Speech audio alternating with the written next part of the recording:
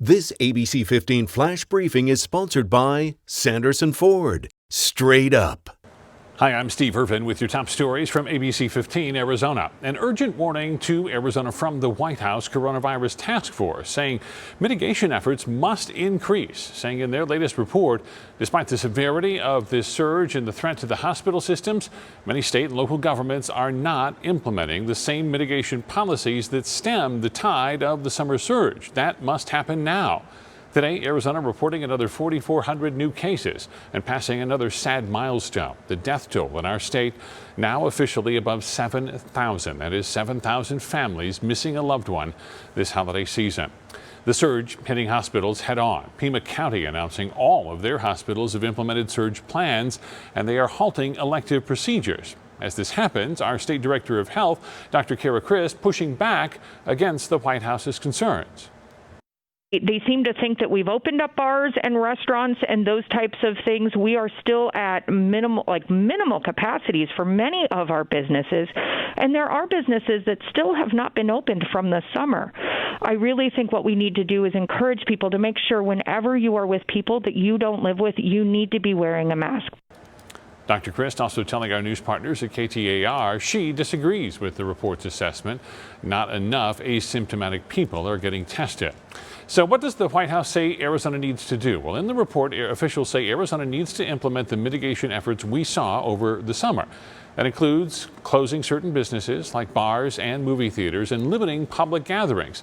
The White House advising Arizonans should not gather with people outside their household for the upcoming holidays, and that anybody under the age of 40 who did meet with others during Thanksgiving should isolate themselves and get tested immediately, even if you don't have any symptoms.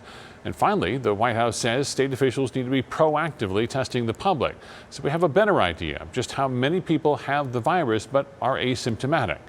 ABC 15 tracking new developments tonight. We've learned Dr. Jesse Welsh, the former superintendent of the Paradise Valley School District, is set to receive a lump sum severance payment totaling more than $413,000. He'll receive that money in January. His contract shows his yearly salary was $195,000. Dr. Welsh resigned on Monday, and although he has not said why, we do know he and his family have been facing threats and harassment over school closures. In a month, the Arizona legislature returns for the start of the 2021 session. While Republicans hold the majority in both chambers, the dynamics have changed. When Governor DUCEY certified Arizona's vote, it signaled the defeat of Donald Trump in November, and that set off a very public war within the party.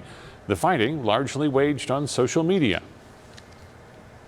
The Republican family feud playing out in the public square is uncomfortable for everybody that is a Capitol watcher like myself, but I don't think it's had any effect in the real world yet. Jeff Esposito, who lobbies the legislature on behalf of progressive causes, believes the fractures within the Republican Party will require a bipartisan effort to get a COVID relief package and even a state budget passed.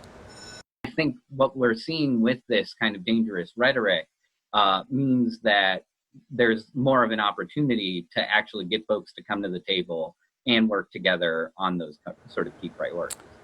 Both Barnes and Esposito think while the bickering among Republicans is embarrassing, it will not have any long-term impact on the state's ability to attract new business.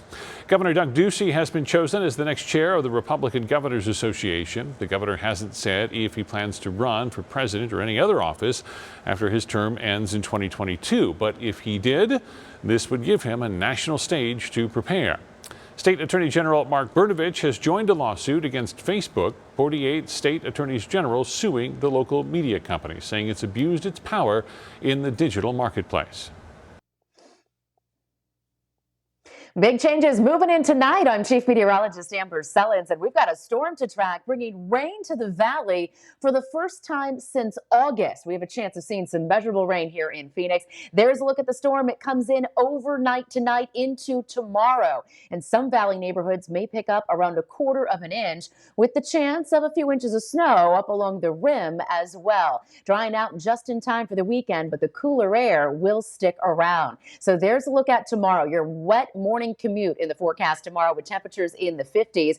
And then as we head into the afternoon, the showers will be more spotty. We'll also have a chance for a few thunderstorms mixed in here and there as well. There's the next 7 days for you. We drop down to 62 tomorrow, so nearly 20 degrees cooler. And although temperatures will rebound a bit over the weekend, we are going to stick to the 60s. 65 on Saturday, 67 on Sunday, and lows dropping into the low 40s this weekend. For the latest headlines, weather, and traffic, head to abc15.com or download the free ABC15 mobile app. This ABC 15 Flash Briefing is sponsored by Sanderson Ford. Straight up.